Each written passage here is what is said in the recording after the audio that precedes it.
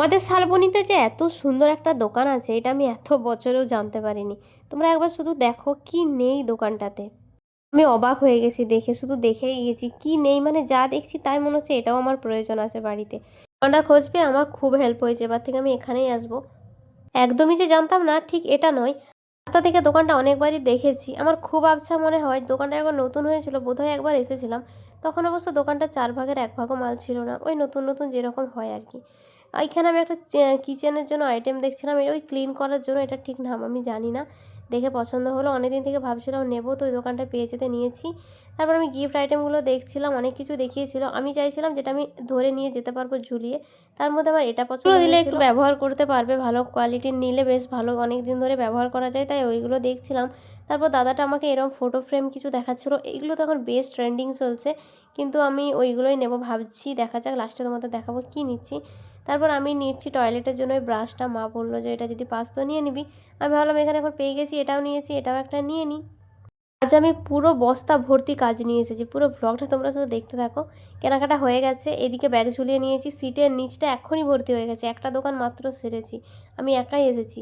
রোদটা দেখো একবার, মনে হচ্ছে মাথা ফাতা এখনই আমার ফেটে যাবে। চারিদিকে ব্যান্ডেজ করে নিয়েছি, বিভৎস পরিমাণের রোদ আজকে। তারপর এসেছিলাম মায়ের একটু হোমিওপ্যাথি ওষুধ নিতে। প্রত্যেকটা দোকানের দূরত্ব কিন্তু অনেকটা করে ছিল। আজকে আমি অনেকক্ষণ ধরে ঘুরছি, কখন এসেছি সেই সকালবেলায়।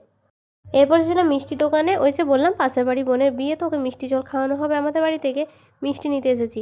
আর বিয়ের লগ্ন বলে নাকি জানি না, আজকে দেখো একদম মিষ্টি নেই, দামও প্রচুর। প্রত্যেকটা 10 টাকার মিষ্টি 12 টাকা করে নিয়েছে।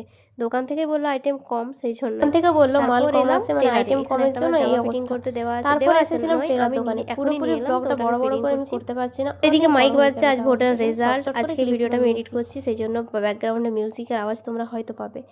তারপর এসেছিলাম আবার আরও কিছু টাকা ধ্বংস করতে। নিলাম একটা ময়শ্চারাইজার আর একটা প্রাইমার, এগুলো আমি প্রথমবার ইউজ করতে চলেছি, জানি না কেমন হবে। তো এখান থেকে আমি 300 টাকা খসিয়ে এখন বাইরে বেরোচ্ছি। রোদটা দেখো, মনে হচ্ছে এখানেই আমি পুড়ে মরে যাব। গাড়িটার অবস্থা আমার খুবই খারাপ হয়ে যাচ্ছে, একটু ছাওড়া পাচ্ছি না, আমি কোথাও যে রাখবো, মায়া হচ্ছে ভাই গাড়িটার উপর আমার। এরপর বেগুন ভর্তা হয়ে ফিরলাম বাড়ি। আচ্ছা, তোমরা যারা ভিডিওটা দেখছো ভলিউমটা কিন্তু ঠিকমতো সেট করে দেখবে, নয়তো ভিডিওটা বাজে শোনাবে। আজকে ব্যাকগ্রাউন্ডে মাইক চলছে, অনেক কষ্টে আমি ভিডিওটা এডিট করছি। আজকে যে আমার কষ্ট হয়েছে, আমি বেরিয়েছিলাম 9টার দিকে আর বাড়ি আসছি এখন 12টা 50 বাজছে। আরও কিছু ছোটোখাটো কাজ ছিল যেগুলোর ভিডিও করা হয়নি। এদিকে গুলটু চলে এসেছে আমার বাহন, ওই যে অনেকক্ষণ বাড়িতে থাকিনি, আসার সঙ্গে সঙ্গে চলে এসেছি। কী নিয়ে এসেছি না নিয়ে এসেছি, যদি কিছু নাও নিয়ে আসে ও আমার কাছে চলেই আসবে। আমিও যদি ওকে অনেকক্ষণ না দেখতে পাই না, আমার মন ছটফট করতে থাকে। ওকে নিয়েই তো আমার সারাদিন। দাঁড়াও, তোমাদের আমি দেখাচ্ছি যে কি গিফট নিলাম আর কি কি কিনলাম। আজকে অনেকগুলো টাকা ধ্বংস করে দিয়ে এসেছি আমি। জিনিসটা তোমরাও খেয়াল করবে, যদি কোনো সাজানো গোছানো সুন্দর দোকানে দেখো তখন আরও জিনিস কেনাটা বেড়ে বেড়ে যায়, মানে কিছু দেখলে মনে পড়ে যায় যে এটা আমারও নেওয়ার প্রয়োজন, সেইভাবে বেড়ে যায়। তো আমি নিয়েছিলাম এই রকম টাইপের একটা জিনিস, এটা ঠিক নাম জানি না, তবে কিচেন পরিষ্কার টরিষ্কার করার জন্য দরকার। ওইদিকে একটা ব্রাশ নিয়েছিলাম টয়লেটের জন্য, বাথরুমের জন্য। আর এদিকে একটা প্রাইমার, একটা ময়শ্চারাইজার নিয়েছিলাম। তারপর মিষ্টি ফিষ্টি হ্যাচা অনেক কিছু কেনাকাটা ছিল। ও বাবার ওষুধও নিতে গেছিলাম আলাদা করে। আর এই কাপটাই আমি ফাইনালি নিয়েছি, এখানে আছে 4টে প্লেট আর 4টে কাপ। কোয়ালিটি ভালো ছিল, সেই জন্য আমি নিয়ে নিয়েছি। সবথেকে বড় ব্যাপার, এটাতে যে দড়িগুলো থাকে ওইগুলো আমার খুব ভালো লাগে, দারুণভাবে নিয়ে যাওয়া যাবে। এটার দাম যদি কারোর জানার থাকে আমাকে কমেন্ট করো, আশা করি স্টিকার দেওয়া আছে, তোমরা দেখেই নিয়েছো।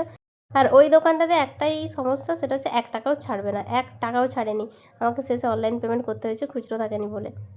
তাহলে দেখা হচ্ছে বিয়েবাড়ির ব্লগে, আজকের মতো আসি, টাটা।